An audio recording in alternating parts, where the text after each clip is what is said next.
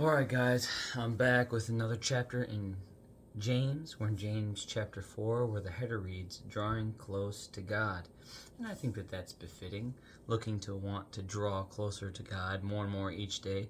And I think that this happens to be like my 400th video that I've recorded, knowing that I think there's a specific number that I think is like 1216 or something like that chapters in the Bible. And that's without the the Apocrypha, which is the ones that are excluded based on so many different reasons as far as the vetting when it comes to the canon. I forget the word, but Bible based on canon and how it's decided on what is. I don't know all the qualifications that it took to refine the Bible down to the 66 books it is now. But that's kind of what this is all about, just that continuing journey to want to get closer to God, want to get closer to Jesus, and continuing that walk with my Father, and I'm just really enjoying it. So we're going to jump right back into James, and it's still crazy that, 400, so that's, what, 33% of the Bible already that I've read to you guys and read with you guys. So I think that's pretty awesome. That's really fun for me. So we're going to jump right into it and do a little bit of reflection. This looks like it's a shorter passage, so we'll get to it. What is causing the quarrels and fights among you? Don't they come from the evil desires at war within you? You want what you don't have, so you scheme and kill to get it. You are jealous of what others have, but you can't get it, so you fight and wage war to take it away from them. Yet you don't have what you want because you don't ask God for it. And even when you ask, you don't get it because your motives are all wrong. You want only what will give you pleasure. You adulterers, don't you realize that friendship with the world makes you an enemy of God? I say it again, if you want to be a friend of the world, you make yourself an enemy of God. Do you think the scriptures have no meaning? They say that God is passionate, that the Spirit He has placed within us should be faithful to Him, and He gives us grace generously, as the scriptures say. God opposes the proud, but gives grace to the humble. So humble yourselves before God, resist the devil, and he will flee from you. Come close to God, and God will come close to you. Wash your hands, you sinners, purify your hearts, for your loyalty is divided between God and the world. Let there be tears for what you have done. Let there be sorrow and deep grief. Let there be sadness instead of laughter, and gloom instead of joy. Humble yourselves before the Lord, and He will lift you up in honor. Don't speak evil against each other, dear brothers and sisters. If you criticize and judge each other, then you are criticizing and judging God's law. But your job is to obey the law, not to judge whether it applies to you. God alone, who gave the law, is the judge. He alone has the power to save or to destroy. So what right do you have to judge your neighbor? Look here, you who say, today or tomorrow we are going to a certain town and will stay there a year. We will do business there and make a profit. How do you know what your life will be like tomorrow? Your life is like the morning fog. It's here a little while, then it's gone. What you ought to say is, if the Lord wants us to, we will live and do this or that. Otherwise, you are boasting about your own pretentious plans, and all such boasting is evil. Remember, it is sin to know what you ought to do and then not do it. I'm going to say that last part again. It is sin to know what you ought to do and then not do it. I kind of think that's one of the intimidating things about reading the Bible. And it mentioned this in Ecclesiastes, and the continued pursuit of wisdom, especially, any kind of wisdom. It says a general wisdom. It doesn't say like a pursuit of divine wisdom as far as getting closer to God.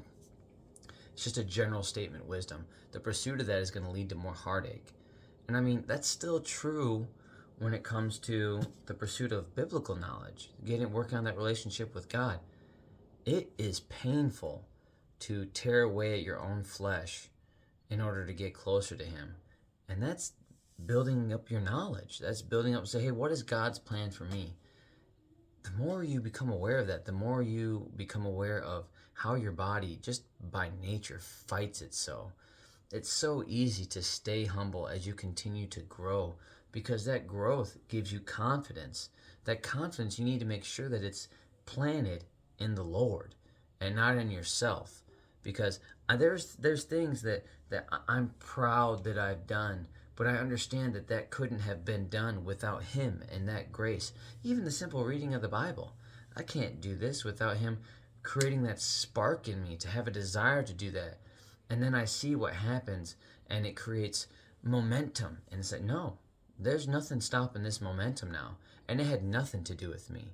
I'm simply holding on for the ride. Say, God, send this snowball, or wherever all this momentum that's built up, send it in the direction you need to.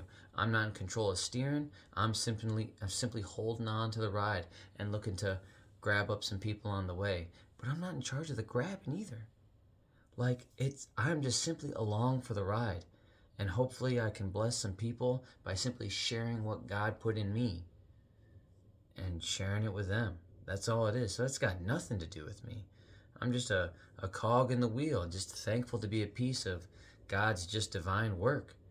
And He calls me to do those things, do anything, I do it. When He doesn't call me to do those things, I sit and wait patiently. Sometimes that's the worst part. I like to be a doer. I like to be used. I like to be needed. But God, He just wants me, regardless of what I'm doing. He's going to use me if He needs me, but if He doesn't, He's, hey, you're good. And regardless of what season that has me in and having to sit and wait, I sit and wait. And I struggle with that a whole lot. That is a very painful process for me. And it still is, even with the faith that I feel like that's grown within me, that He's continuing to nurture and kindle and refine and prune. It's a painful process, but I love it. I love seeing the things that I desire now. I share those thoughts with Him. Say, God, if this is your plan for me, I'm going to continue to walk this. You keep opening the doors and have other people mentioning things on my behalf and doing things that I couldn't even think about. And I didn't even realize that that's what I would be, even today. And so who am I to tell Him no? Say, I don't want to keep working like that. I don't want to keep doing that. Say, whoa, whoa, whoa, whoa. That's not the deal. See, the deal is I'm going to take you to the mountaintop. I didn't tell you which mountain.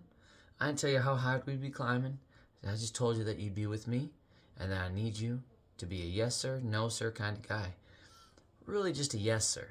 And so I've had a lot of training in order to be able to adapt that type of mentality, and I think that was His intention.